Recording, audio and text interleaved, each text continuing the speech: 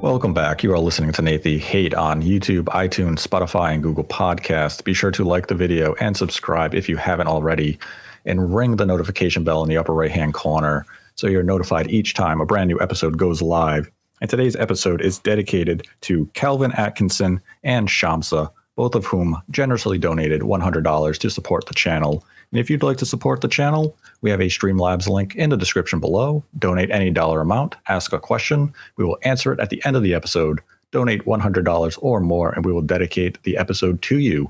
And with that, I'd like to welcome in my co-host, Modern Vintage Gamer, because it has been an exciting day for you. It has, Nate.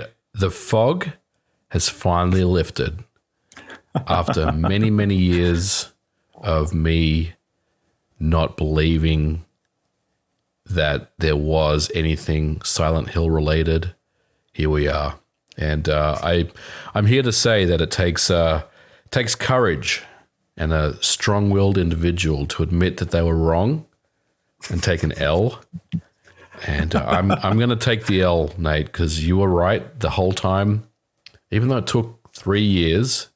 Whoa. We are finally here. The fog has lifted, and Silent Hill is back. It is back, and it is back in, I'll say, a big way. Would you call it a blowout? Was this a blowout? Yes. I would say it's a blowout. Would call this a Silent Hill blowout. Contrary to the Zelda blowout from September, this one actually showed up. A little foggy at times, but ultimately there was a clearing, and we did see games, movies, merchandise. So there was a lot of Silent Hill here, exactly as Konami marketed it. And I know a lot of people, I did a poll on the channel. We had nearly 2,000 votes polled. And there were people in the comments saying, watch it be a pachinko machine. I hope it's not just another skateboard deck. I hope it's not Silent Hill jeans. And 60% of the poll had voted that MVG was right. There is no Silent Hill. That's funny. And I mean, it really is. It's all about Konami. You know, for many, many years, Konami has let us down time and time again. So many people have just lost faith that Konami will even get back into making games again and get back into the video game space. We've heard about their exploits when it comes to pachinko machines and gambling and slot machines and all that stuff. And there's all these memes around Metal Gear Solid pachinkos and Silent Hill pachinkos, and no one really felt like Konami was serious about getting back into video games. But to give them credit, and I know we're going to talk about this, but to give them credit, they have really seemed like they've made a big push to get back. I don't want to say back to the glory days of Konami where they were just making quality games, but they are definitely making inroads to, give the fans of older games and older franchises what they want. Konami has a very rich history, and they are sitting on some very large IP that many of us would love to see them dabble with again. And I'm happy that Silent Hill's back. Happy to take the L on this one. I know there's been so much back and forth and me making troll Twitter posts. And to be honest, I didn't think this was happening. I felt like another year would pass and we wouldn't hear about Silent Hill again, especially after the last Sony event. There was nothing. And then all of a sudden we get that announcement on Sunday that there is a transmission, and here we are. Silent Hill's back, so I'm happy to see it. And you bring up a good point, and I think it's where we can start this episode on is Konami's resurgence as a video game publisher. And this has been slowly taking form since, I want to say about a little over a year ago. Yeah. And that's when we saw Konami return with the Castlevania Advanced Collection. But even the year prior to that, we had the Contra Collection. And we also had the older Castlevania collections. And those kind of went under the radar for most people. They just kind of viewed them as nice retro collection releases. Nothing too ambitious, nothing that really indicated that Konami was really investing back into the video game sector. But now all of a sudden you look at this year and we have the Cowabunga collection. Mm-hmm. And what happens 2 months later?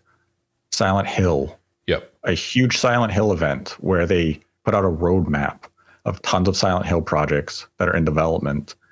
And further down the line, whether or not the project is announced this year as it had been originally planned, is a remake of Metal Gear Solid 3. And there are also external rumors that they may be remastering Metal Gear Solid 1 through, I believe, maybe up to 4. I'm not sure what the exact rumors suggest in terms of titles getting the remaster. Out of these projects, the only one that I have personally heard about is the remake of Metal Gear Solid 3. Mm-hmm. And I have no reason to mistrust that information. It comes from the same source that told me about Silent Hill 2 remake from Bloober Team, as well as the Annapurna game.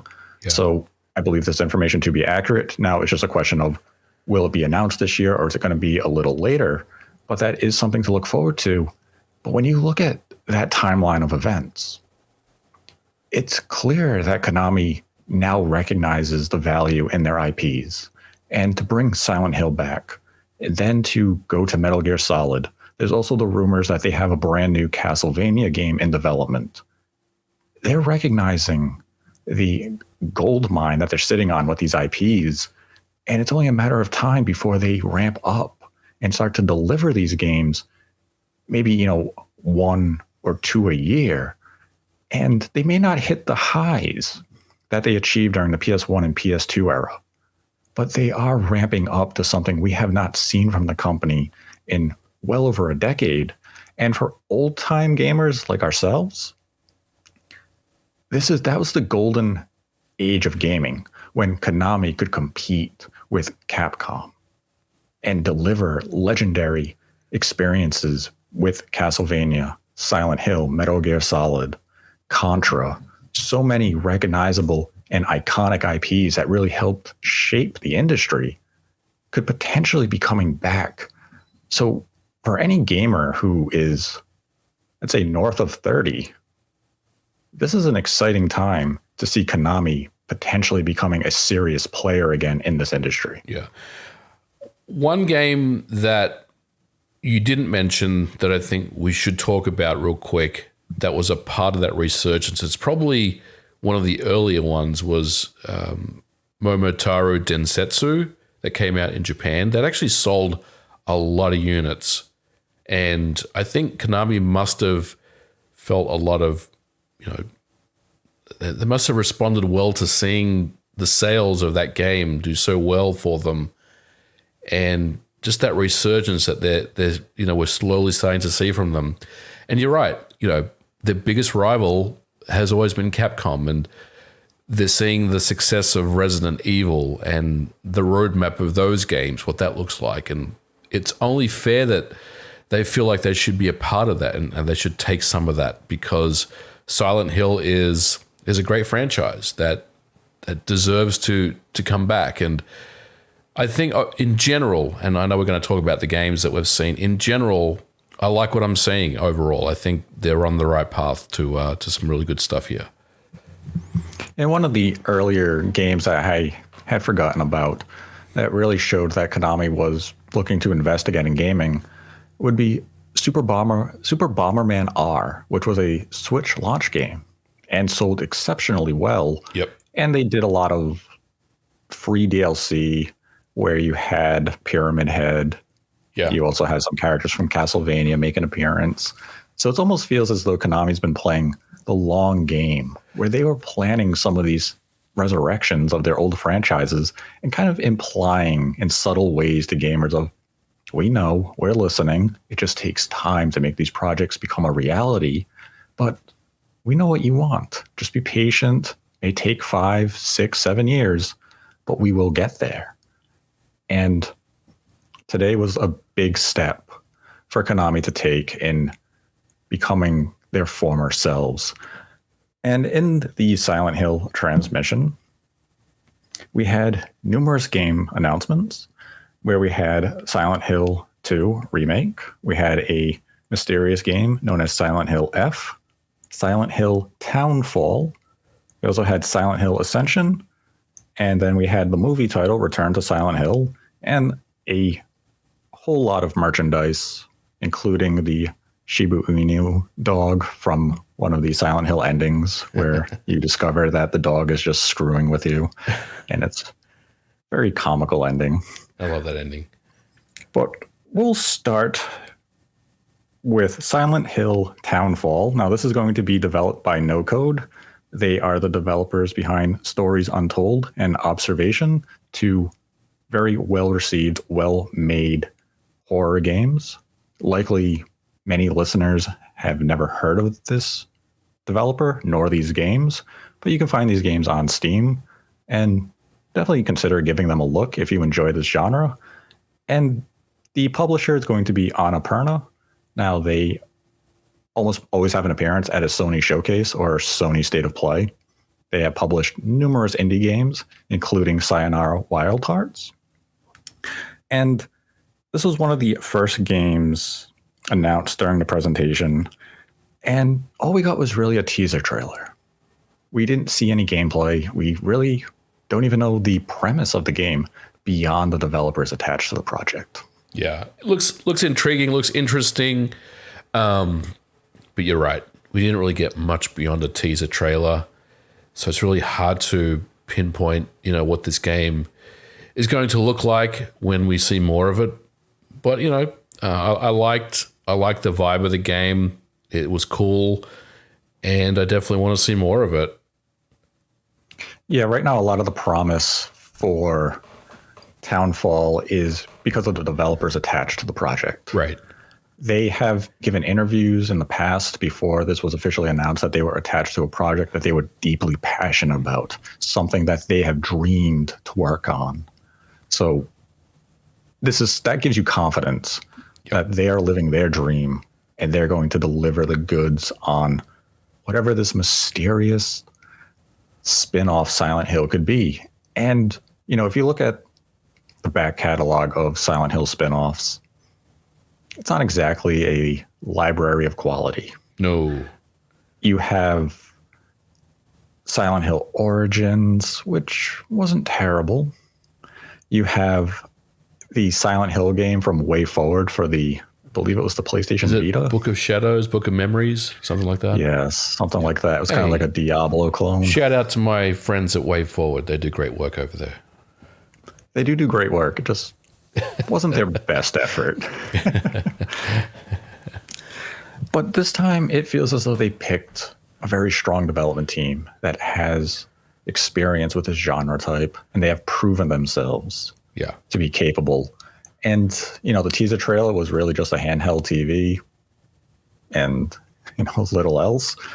And I do wish they would have given us at least some semblance of a year of release, even if it was just 2025. Give us an idea of when we could potentially see this game come to platforms, which ironically is also something they omitted. They did not announce platforms for the game.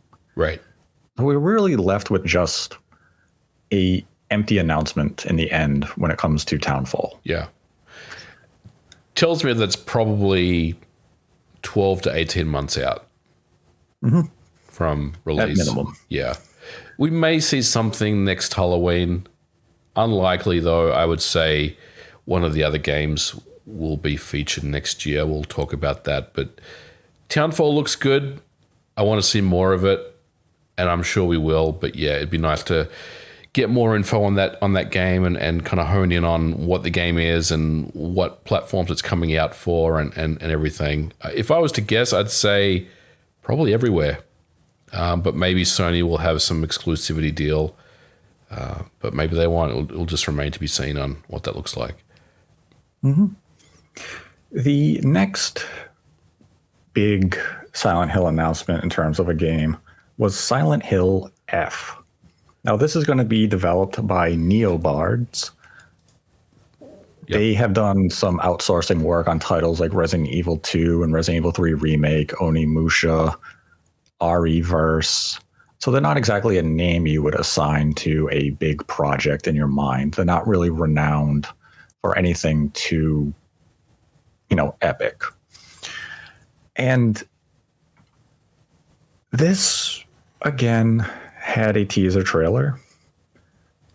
The story is that it takes place in 1960s Japan. Mm-hmm. And, the trailer is eerie. We see a character that is blossoming with flowers and a lot of floral life. And then when the character looks at the screen, her face falls off. Very disturbing, especially when it was paired with the music. Yeah. I love the aesthetic that this project appears to have, but we don't have a release date. We don't have platforms announced. We had nothing beyond this teaser trailer, which did show a very ominous, creepy atmosphere. But I want to know, what exactly is the game? What is the direction it's going with? And I guess you would say the excitement for the game comes from the writer attached to the project, which I know I'm going to pronounce it wrong, so I apologize. I believe it is Rikishi07, and they are renowned in Japan for visual novels, where they focus a lot on murder mysteries and psychological and supernatural horror, which that's just the perfect pairing when it comes to a Silent Hill project. But I want to see what this game is going to be. Yeah. There's been some speculation that perhaps the game is a visual novel, given Rikishi's involvement and due to their history of making graphic novels. I don't believe there's been any confirmation that this is a visual novel. So for now, I'm going to operate under the conditions that this is a normal game.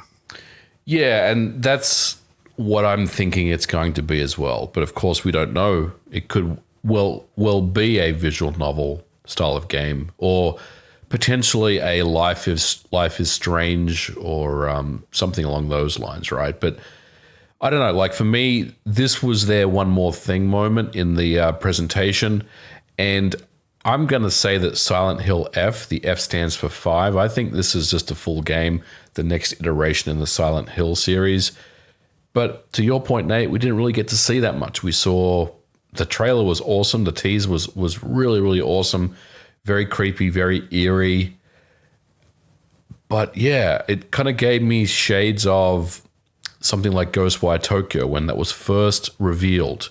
There was a, psychological, supernatural type of tease, and we wanted to know more about what that game was. And I think it's so early to really figure out what this game is, but based on what they showed us, who's working on this game, it's exciting. NeoBuds Entertainment, they're a good studio, and I'm going to go in thinking this is Silent Hill 5, but yeah, it could be anything at the end of the day, but I'm excited for it. I think,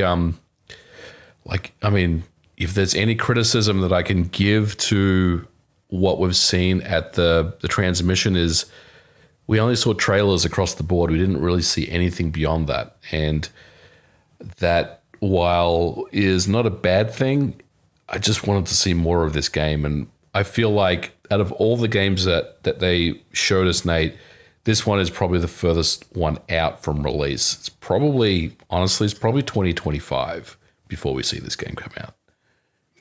I mean, that's definitely a possibility. And, as you were mentioning, it does feel as though it's similar to, like Capcom's Pragmata. Mm-hmm. We saw an intriguing concept. We just don't know anything beyond that. We saw the tone of the game. We saw the setting with the 60s. We saw some creepy dolls, airy music, the weird flower girl at the end, and then saw the name of the project. And again, this is one of those projects where, had you just put at the end of the screen 2025, 2024, to give us a general idea of when to anticipate this game coming to market, so we can kind of set expectations as to when we would potentially see it again, that would have really helped the tone and flow of the presentation in its entirety. Because now we're just left of, well, could these reappear at the next Sony State of Play? Could they be at Sony's next showcase, the Game Awards, E3 next year? When are we going to see these games discussed and shown again? And now it feels as though we could potentially fall into that loop where every single time there's a Sony event, or every time there's like an industry event, there's going to be the expectation that Konami is going to be there with a new trailer for Silent Hill F or any of the games that were announced today. And that's exactly the loop we got stuck in of, oh, a Silent Hill is being made. And every time there was a State of Play, every time there was a showcase, there was that expectation Silent Hill would be there. Mm-hmm. And, you know, it never was until this past week. And from a marketing standpoint, you know, that's not something you really want to deal with, of fans getting frustrated that your game wasn't there, even though you never said it would be. Right. It just sets that loop into motion. So hopefully Konami is a bit more transparent with some of these plans in the coming weeks. And like, I'm not asking for much here. Just give me a date, even if it's years away, just so I know not to look forward to additional information in the, you know, the immediate future. Mm-hmm.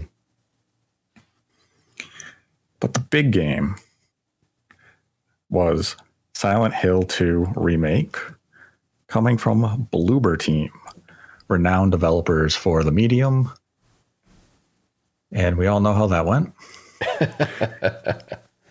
And wow. A lot of people have, well, they've let their feelings be known about this game well before it was actually even formally announced. But yes, Silent Hill 2 Remake has been officially announced, developed by Bloober Team. It is a 1-year timed exclusive for PlayStation 5 and PC. It will come to other platforms once the deal expires. And here we are. Yep. When the information that Bloober Team was involved with the Silent Hill came out earlier this year, I had reported it back in May. You did, and I shut it down. You did. You said Silent Hill isn't real. Disregarded it, called it fake. 5 months later. But a lot of people said, no, keep Bloober Team away. I don't want Bloober Team anywhere close to Silent Hill 2. This rumor has to be fake. This is a terrible decision. But it's real. Yeah. Bloober Team is involved. And we actually got a substantial trailer for Silent Hill 2 Remake, where we got about 3 minutes worth of CG footage. We'll call it. It was cinematic. It wasn't in-game. No. But it was meaningful. We got to see the atmosphere and tone that they're going to go with for Silent Hill 2. So we could kind of make the comparisons in our head to the original game and the vision that they have here for this new release. So we already have an idea of where this game is going. But what were your initial thoughts and reactions when you saw Bloober's take on Silent Hill 2? So I watched the trailer about 3 times, because the first time I watched it, I was very, very impressed with what I saw. Very, very impressed. I think it immediately kind of grabbed me and said, oh, you're a Silent Hill 2 guy? Then check this out. And I really liked it. I went back and watched it a couple more times since then. And I got to say, Nate, I think this is pretty good. It's not perfect. There's definitely some things that I would like them to improve on. But overall, I really liked what I saw. And as someone who loves Silent Hill 2, I played every Halloween, so I know that game inside and out. Based on what they showed us, it looks like a very faithful remake to the original, and that makes me happy. There's some parts of the game where I felt like James's face was a little weird, but I kind of like the model that they're using for him, and I definitely like the voice actors they're using for this game as well. So yeah, I think I think it was better than what I thought it would be. I wasn't really expecting too much, especially when you mentioned Bloober Team. You kind of have to go into this thinking this might be might not be very good, you know. But I kind of got the feeling like it was, I don't want to say it was up there with the Resident Evil 2 remake in terms of the first time Capcom showed us that, but it was definitely close to that, I will say. I did like the trailer. They showed us a lot of the game, different scenes in the game as well, and everything I instantly recognized, which was really cool.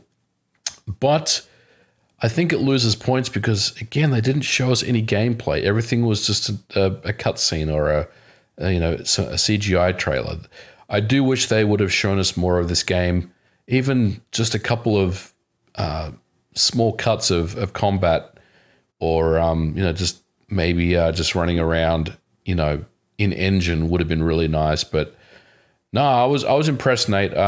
Better than what I thought, and I think if Bloobers does all the right moves, and look, they're going to be under the direction of Konami here. They've got obviously their team that's advising on this game. I think this is in good hands, and I say that a little tentatively because it is Bloober, but I'm happy. I think most fans of Silent Hill 2 probably would have walked away feeling like, yeah, this is pretty good. I mean, the reaction I've seen online so far seems to be mixed. Some are looking at the face of James and they're saying, well, they ruined the character model. But if you watch the transmission, the face of James is pretty much identical to the actor playing James. So that is an intentional change from the original game. I didn't think the model was bad. I actually quite liked it. And I mean, I get the hesitation when it comes to Bloober due to their history. But as they had reiterated time and time again in the transmission, they are working closely with the original creators, and that includes Masahiro Ito. Yep. And they're looking to keep intact what made Silent Hill to Silent Hill 2. Will some of it be, their modern take on what the game was? Yes, but they've also said they're not looking to really change the game in any meaningful way. There will be some changes here and there. Like they said, they're rebuilding the combat system, and they're also going to rebuild certain set pieces. Yeah. But ultimately, they're not looking to remake Silent Hill 2 like Square Enix remade Final Fantasy VII. Right. They're looking to take Silent Hill 2, bring it to modern hardware, modernize it, and make it more playable for the current gaming landscape. And yes, some things are going to be altered in, I'm not going to say dramatic ways, but they're going to be altered to some extent. But as you mentioned, it's going to be under the supervision and approval of the original creators and Konami. So if Silent Hill 2 Remake ends up being a disaster, this is a worst case scenario, then it would have happened under the guidance and approval of Konami. Yeah. It's not going to be a Bloober error. It would be Konami's fault that they said, yeah, do that. Yeah. So I'm going in very optimistic that this is going to deliver. This is going to be a quality release.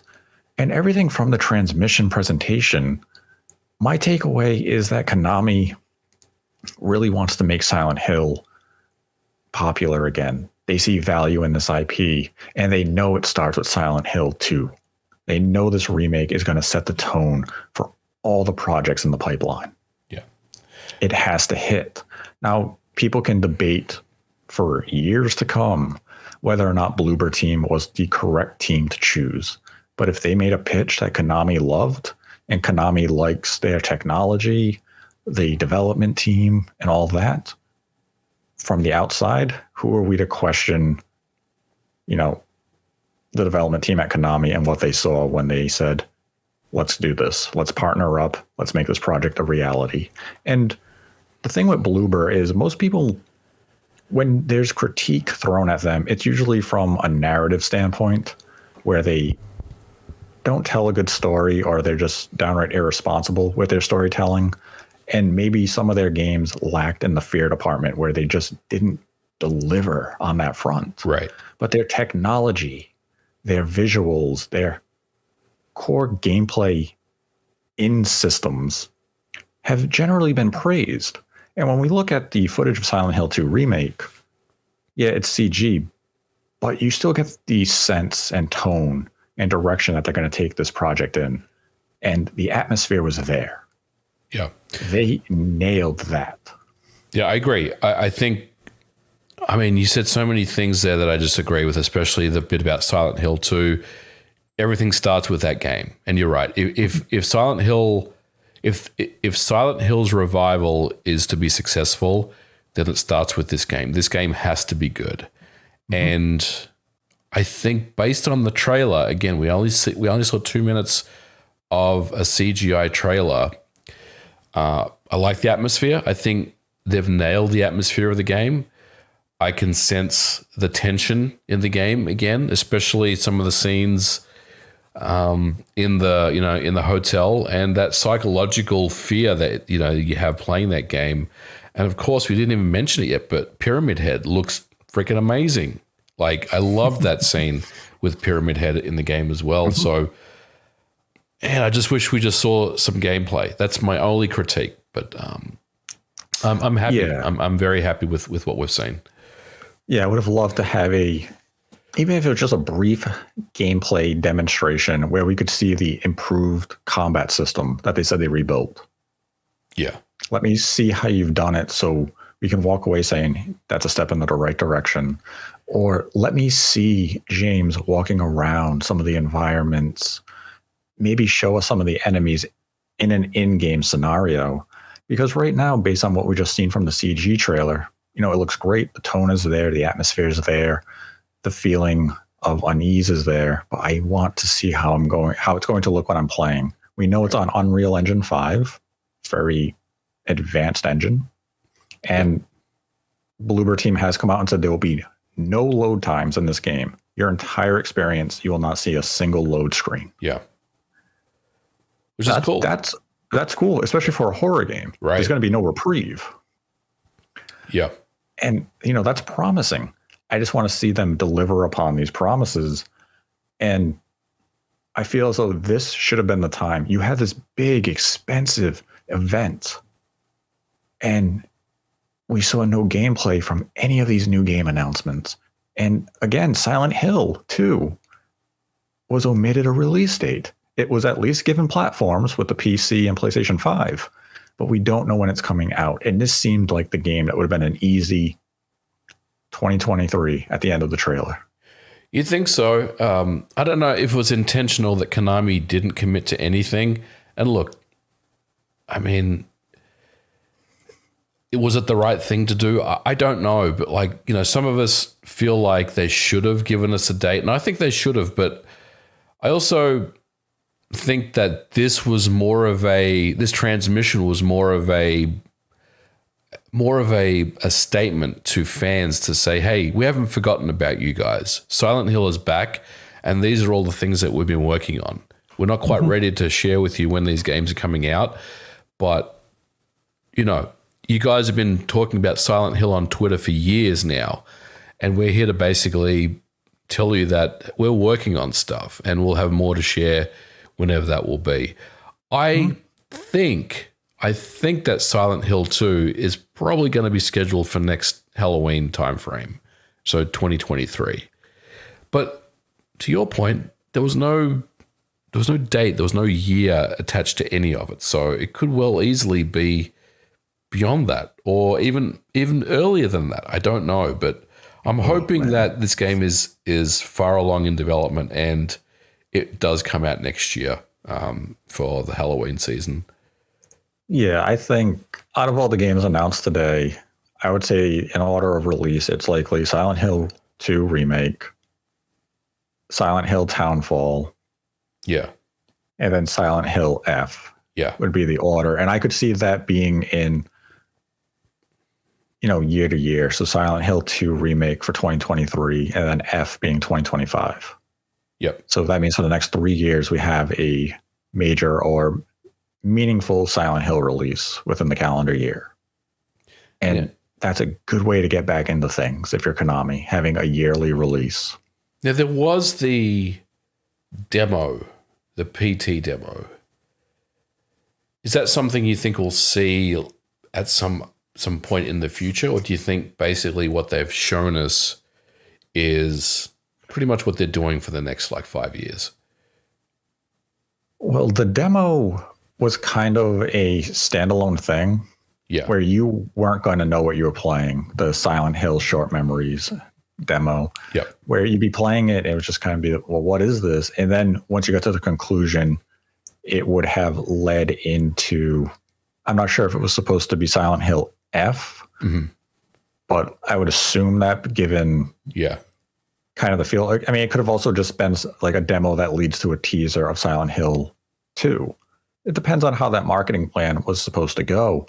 But given that they didn't mention anything about that demo here, it would lead me to believe that maybe it's more closely linked to Silent Hill F. And given that that game is still potentially 2 to 3 years out, there's no reason to drop the demo now. And I've also seen some speculation online from everyone's good friend Lance that there is a very realistic possibility that the demo has been canceled because the majority of the content from the demo leaked early. So they may not see any value in releasing that demo anymore. Interesting. But it was rated. So that is something to keep in mind, that maybe this is a demo that just comes out further down the line. But it was definitely an interesting omission from today that that demo wasn't made available upon completion of the presentation, just to give people, a little sampling of Silent Hill again. Because right now, we were shown a menu of Silent Hill games. None of them have a release window. One has a platform. Yep. And we are now informed as far as the projects in the pipeline for the Silent Hill franchise, but we are left without road markers as to when are these projects coming out. So though we now know Silent Hill is real, despite your objections, we're really not that more well-informed as far as when. Right. But the good news is we can stop talking about this now. Yes, the rumors finally come to a complete The rumors have come to a complete halt. Silent Hill is here. Konami's working on it. The only thing we're waiting for now is GoldenEye. And then we've wiped the slate clean. GoldenEye is a topic for a different day. That's true. But I'm just happy that, honestly, Nate, I'm just happy that this has been announced now. It's real. It's a thing. We don't have to speculate about Silent Hill rumors anymore. I mean, I'm sure we'll hear more about these games as time progresses. I am hopeful that we'll see Silent Hill 2 next year. I'd love to play what they showed us. And look, yes, Bloober Team gets a bad rap. And look, a lot of it is self-inflicted, let's be honest. However, this is probably their biggest budget that they have to work with. And this is not a story that they're writing. Like you said, they're working under the supervision and direction of Konami. So ultimately, I think this is going to be their best game by a long mile. They may end up being, and I don't want to get too ahead of myself here, but they may end up being really good at this stuff where they are good at remaking games that doesn't require them to sit down and figure out story elements and stuff like that and turn into another, Blue Point and a studio like that. Again, I'm getting ahead of myself. But if they do a good job with Silent Hill 2 Remake and it is well received and sells well, then you would think that they're probably going to pitch for Silent Hill 3 and maybe The Room at a later state. And hopefully all that stuff happens, because I'm quietly optimistic that this will be a good game. but we'll just have to wait and see when that comes out. Yeah, I would imagine now the new flux of rumors that involve Silent Hill will be release dates for some of these projects, and that will be a discussion point for the foreseeable future until Konami comes out and gives a release date for at least Silent Hill 2 Remake. But for now, we no longer have to have the speculation and weekly questions and comments of where Silent Hill, it's not real, you lied about it. It's real, it's here, you can see it. As for when we'll play it, hopefully Konami gives us an answer soon. With E3 coming back next year, I would imagine Konami will have a presence there, and we'll get an E3 demo for whichever Silent Hill is coming out first. Mm-hmm. Ideally, it is Silent Hill 2 Remake, and sooner that we have this game in our hands, the better. It is one of the best PlayStation 2 and original Xbox games. If you want to replay it, it will cost you handsomely. At least if you want to play it on the original hardware, you can probably still get the HD version for relatively cheap, but that version is kind of bastardized. Yeah. So I wouldn't recommend that version of Silent Hill 2, but if you have no other options, I guess you could always consider it, though I would recommend against it. I would as well. But yeah, I'd say overall the Silent Hill transmission was a victory for Konami. I think where it was lackluster is that the presentation itself didn't actually air as a live presentation. It was just a 40-minute video that you could fast forward through. So it should have been set as a premiere and aired similar to a Nintendo Direct or a quote-unquote live stream that wasn't live. I got the feeling Konami didn't really know how to work YouTube very well. It's been a while. It should have just been a premiere. And, the other critique against the presentation was just the lack of release windows for these projects, as well as platforms, and just wish we had some gameplay with Silent Hill Remake Part 2. And, otherwise, I think this was very promising for Konami. It's showing that they are, once again, investing heavily in the video game market. And as we mentioned at the start of the episode, now it's just a matter of time before Konami announces their intentions with Metal Gear Solid, of which will include a Metal Gear Solid 3 remake. And as others have reported, there is the possibility of a remaster release of at least Metal Gear Solid 1, 2, and 3. I am unsure if 4 is part of those rumors, because again, I personally have only heard of the Metal Gear Solid 3 remake. But definitely a promising time for Konami fans and exciting time at the company to see what they have next. What's your letter grade? I was thinking C plus B minus, only because it really should have been a live, quote unquote, live video. And we needed some release dates and a deeper look at some of the games. That's where I'm thinking of a B minus. And if this were another company, it'd probably be a much lower grade, but because it's Konami, you go in with no expectation. And the fact that they delivered, you're going to be a little more lenient on them. So yeah, I come in with a B minus. I'm going to say B plus. Silent Hill 2 was really good for me, and Silent Hill F was intriguing. Obviously, it doesn't hit an A in any shape or form because we didn't see anything beyond cutscenes, and you're right. I wish it was more of a traditional presentation, but I liked what I saw, and I think most Silent Hill fans are excited for the future. Absolutely. I think any Silent Hill fans looking at this and they walked away with at least one release or one upcoming project, be it F, Townfall, or the remake, and saying, I'm excited to see more of that project. So even if you only got 1 out of 3, at least you got more than 0, which has been the trend for Silent Hill for the better part of a decade now. That's true. So you got to get a W when you can get the W. Now we can go into some of the Streamlabs questions for this week. And our first Streamlab comes from Serial, who donated $1 and writes, "Hi, Nate and MVG. I really like your content. I was wondering, do you think with a new Switch iteration, we also get faster loading times? This is something that's bothering me the most at times. Even before bad performance, some games just take way too long." Yes, we will.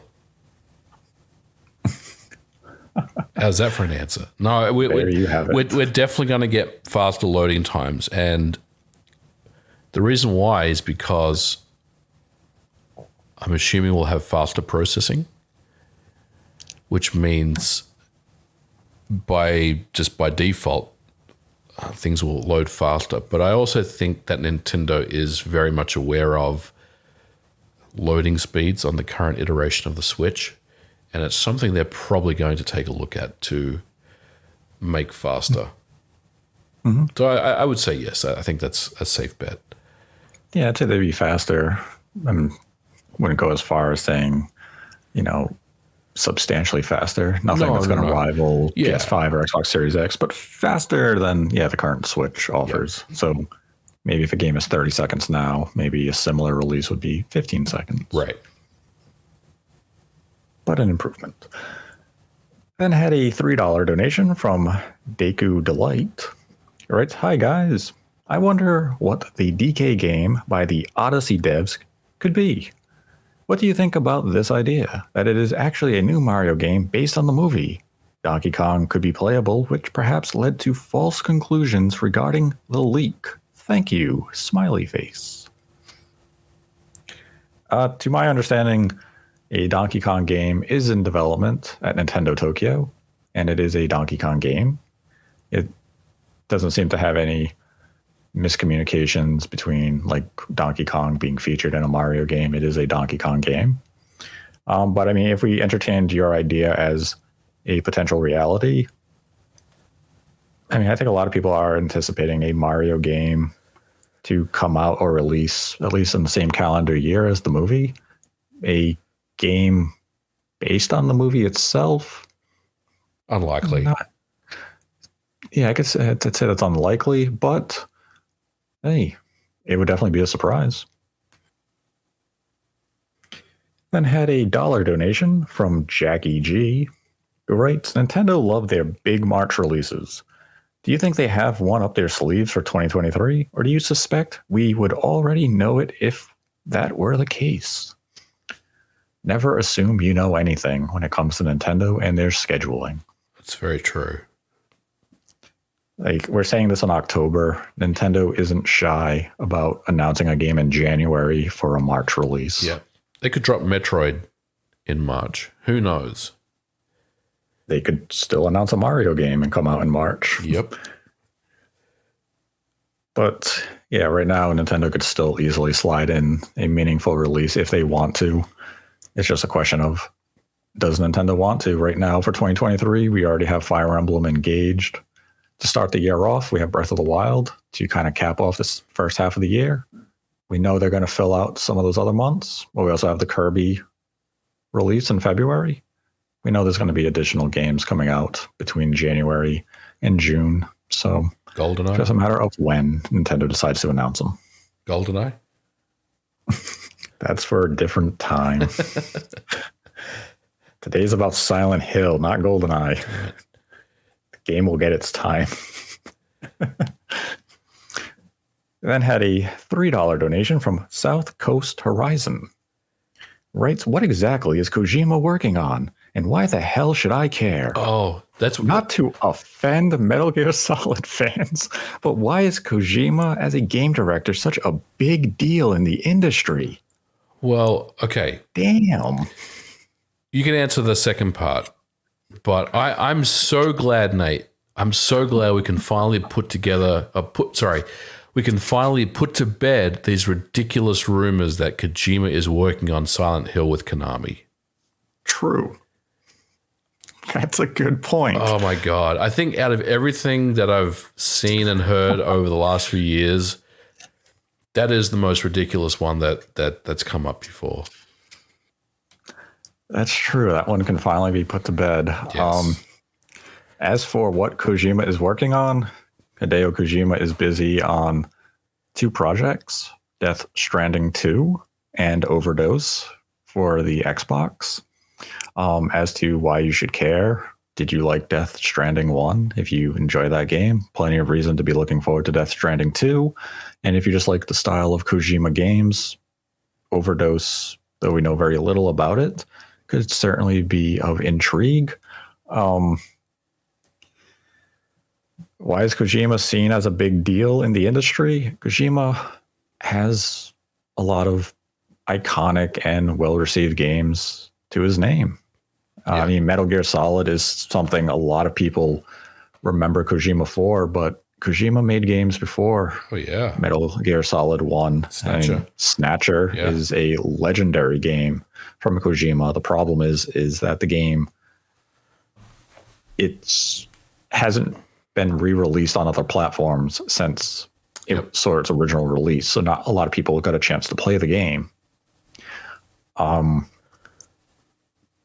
Kojima has earned his place in the industry.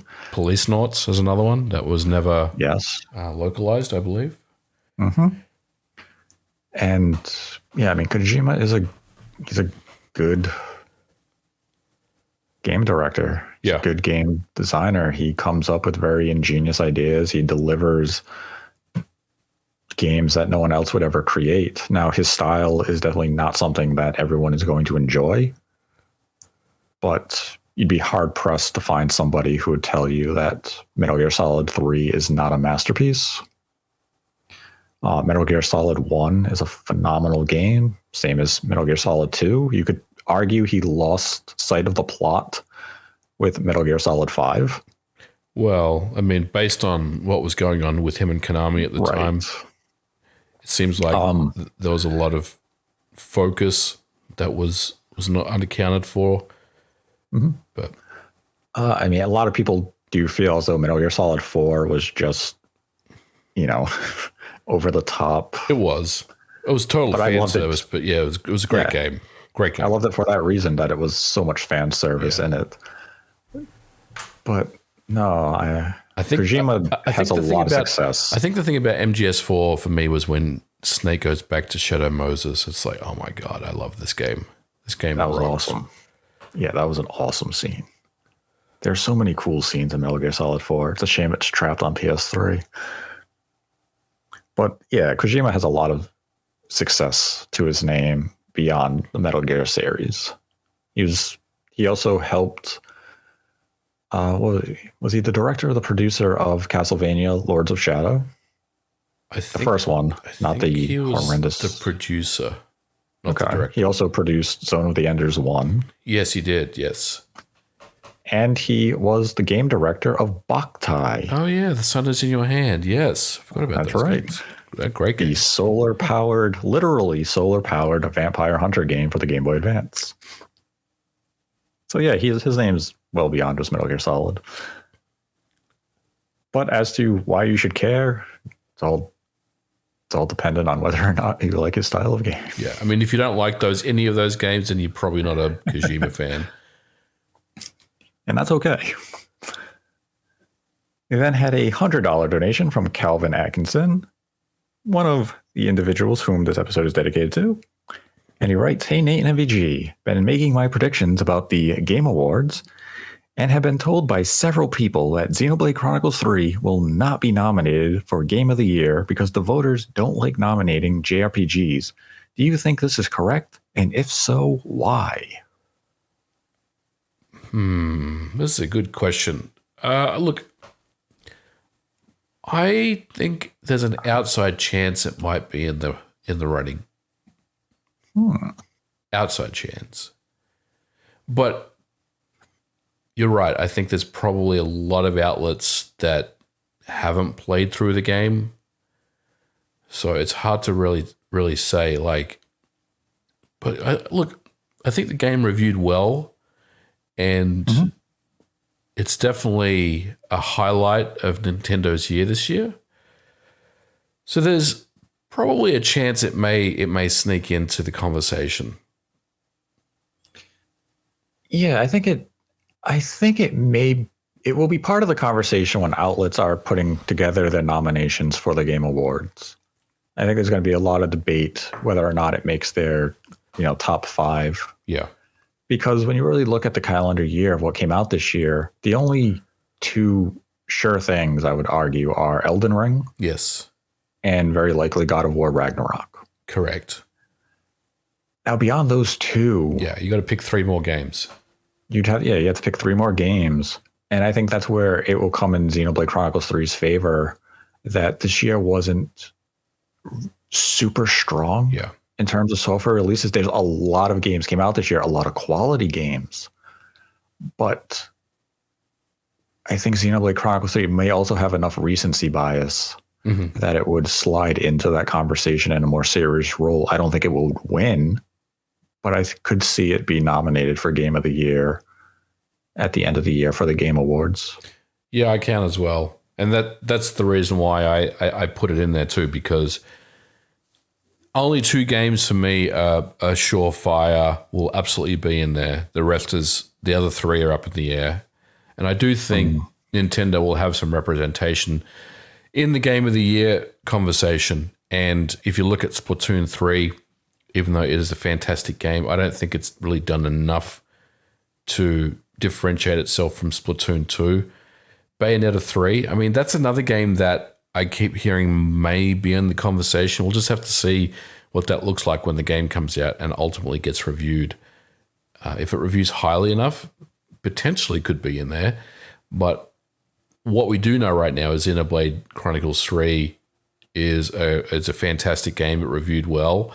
And I think it's an outside chance that it will sneak in this year, but we'll have to see. Then had a $3 donation from Baron. It writes, "Hello, kind gentlemen. I would like to ask the following. I get the feeling that the whole situation around Bayonetta will affect the sales positively. Could you share your point of view in this one? Thank you in advance." Ooh, all right, Nate. Go ahead. I mean, the game has received a lot of free marketing over the last several days. So it's back in headlines. It's being discussed a lot. It also, I'll say the controversy also happened to drop very soon after previews had gone out. So if this is the first time you're hearing of the game, you're probably looking into it a little deeper on YouTube or just from written media. And you're also stumbling upon now these written previews from a few days prior. So maybe individuals who were not sure about the game or had not even heard of the game have now had their interest piqued and are potentially placing pre-orders. But one thing I would advise caution against is you're going to see a lot of takes, a lot of articles, videos, Twitter takes, implying that the quote-unquote boycott led to individuals pre-ordering the game just to spite that request. And that's why you're seeing a surge in pre-orders on outlets like Amazon. Now, you could speculate that's why you're seeing the increase of interest in the game, but you could also counter that with previews also dropped around the same time, and the game is 2 weeks out from release. As for when the previews dropped, we're now just about a week out from release. So it should naturally be climbing the pre-order charts just due to release being right around the corner. As to whether or not the situation around the game is going to lead to increased sales, I mean, it's hard to say. It's a niche series to begin with. So what are we really looking at in terms of positivity for growth of sales? Are we looking at, instead of 1.25 million, we're now going to get 1.3 million? Right. It's not going to be a substantial enough number where the game's going to outperform all expectation. We're not going to go from 1.5 million lifetime sales all of a sudden 5 million because of the situation. You might sell a few, maybe an extra tens of thousands of additional copies, but it's not going to lead to any meaningful number that Nintendo's going to be taken aback and say, whoa, we didn't expect this at launch. It's still going to be within their expectation window. But on the flip side, you're also going to have individuals who may outright not support the game anymore, or those who were going to buy the game in spite of the boycott. Now that additional information has come to light, they may now cancel their pre-orders because now they're not really being contrarian just to be contrarian.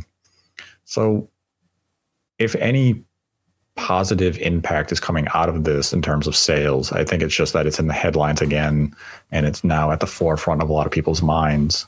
And that's why you're seeing the surge of pre-orders. I don't think it's going to lead to any meaningful boost in overall sales when it comes to lifetime sold. Nate, I totally agree with you on that. I don't think it's really going to make any difference at all. One of the things that even I have to remind myself of is Twitter is a very, very small percentage of the overall user base. I mean, just because 1,000 people on Twitter are saying they're going to boycott the game or they're going to buy more copies, that's only 1,000 people, in the grand scheme of things. It, as a sample size, if you're on Twitter, that seems like pretty much everyone on your timeline. But overall, it's a small kind of drop in the bucket. I would argue that Helena's original videos received way more views than Jason Schreier's reporting. So maybe the receipts that were found to show that Helena was not I'm not saying she was lying, but she left out important information based on what Jason had found in his report. I mean, you could argue that none of that really hit the radar of many people that read TMZ and these other outlets that she was calling for a boycott. But I guess overall, in the grand scheme of things, I don't really think it's going to make a difference either way. I think the people that had cancelled pre-orders and are truly boycotting the game is very small in terms of sample size. And I think the people that are buying copies to spite the boycott is very small as well. I think it's just people on Twitter. It's probably less than 500 if you would ask me. And most people have already made up their mind about Bayonetta 3, whether they're going to play it, whether they're going to buy it. I will tell you that I want to play the game and I probably will buy it, but I'm waiting for a review to come out. And I think most people that are sitting on the fence should do that. Like, take a look at the game when it comes out and judge it on your own, on its own merits versus what's going on Twitter. What war is raging on Twitter that particular day. But I think it, I don't think overall it makes any difference whatsoever. I think it's minuscule. Yeah, that's the thing. If it sells an additional 50,000 copies because of this, yeah, great. That's a raindrop in the ocean. Yep. Compared to everything. Like, yeah, it's a boost, but it's negligible. And you also have to keep in mind you'll have individuals on social media who are saying, I'm boycotting the game, and in private, they still bought the game, they played it, you just don't know about it. Of course. Yeah. There's a lot of that as well, where individuals will claim that they're doing something and they're not. You just don't see it happening. But yeah, it's definitely going to be a talking point from now until we get the NPD in, I'll go as far as December when they report the November's NPD to say, look, the game's on the chart. It must be because of that. And it's going to be data that nobody could verify as accurate as to whether or not it's because of the situation that led to strong sales or if it was just the appeal of the game by itself. Because a week out from launch, it's just getting that hype. And that's the thing. Marketing has just started to ramp up, so you should be seeing this. If the game went in the opposite direction, then you could say, yes, the situation has negatively impacted the game. But you can't alone prove that it has affected the sales positively based on really no concrete data to suggest that is the case. I mean, I think the only real thing here is that boycotts never work. Like you said, at least not in gaming. Publicly, someone will say they're boycotting. They may probably just play it anyway. And a lot of the times people don't like being told what to do. I don't like being told what to do. Don't tell me to boycott the game. If I want to play the game, I'm going to play the game. I think most people are adults and that's how they see the world. But yeah, I mean, we've seen this happen before with Pokemon, Sword and Shield. I didn't remember why there was a boycott over that game, but it was something silly. It was the Pokedex. People didn't like that. It didn't have the complete Pokedex. Yeah. This one obviously is a lot more serious as far as voice actors and the wages that they are being paid. But ultimately, boycotting a game is something that rarely works in my experience. Yeah, it never. And that's the thing. Like, a lot of people come back with the whole notion of the boycott doesn't work. It leads to stronger sales. That's mostly just light ribbing. There is no data to suggest that a boycott led to strong sales or stronger sales than it would have had. It's just people having fun at the expense of others. Yep.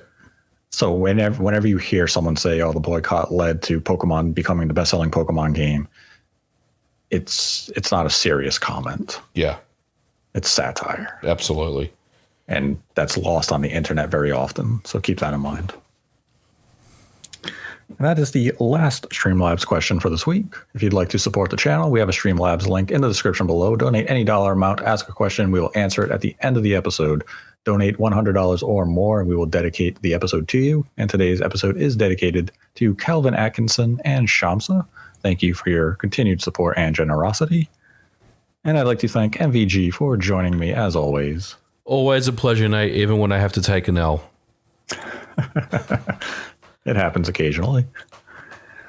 But let us know your thoughts on the Silent Hill transmission event in the comment section below.